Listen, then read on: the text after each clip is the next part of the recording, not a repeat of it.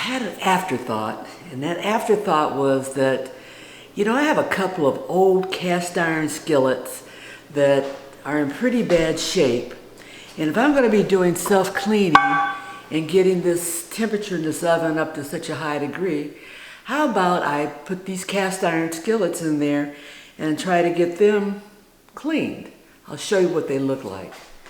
This is one, and this is probably about, I think it's 6 to 8 inches, and it's got a lot of gunk built in it, and I don't even know where I got this. I think I may have gotten it from my mom's house or something like that. And this is one that also I've had for a long time, and I just never used it. It's just been sitting around. I think I tried to use it a couple of times. Didn't really get the sneezing on it right, so I'm gonna try these and see what we get. Experiment, always trying to evolve into a better and better kitchen cleaner.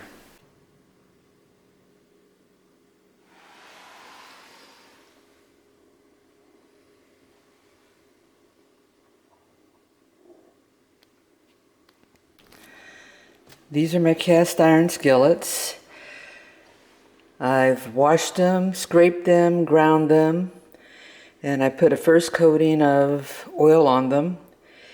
And that's soaking in now, and I'm going to put them in the oven for 15-20 minutes at a low temperature just so that that can set. But that's going to, another step before I even do that, I need to rub off or wipe, buffing like the cast iron so that it's not oily, sticky oily, and then put it in the oven. I may have to do this 3 or 4 times.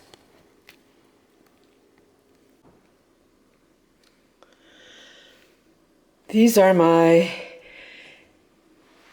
reseasoned cast iron skillets that I originally cleaned in the self-cleaning cycle in my oven. And I think we're looking pretty good. I put them through 2 seasonings, and I think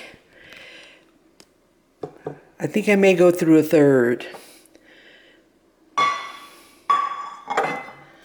The smaller one, I think I need to do a little bit more sanding of it, so I think I'm going to go through and resand it, because it looks like I may have some staining, or that could possibly be rust. I don't think it's rust, because I thought I got it all out, but I'm going to try again.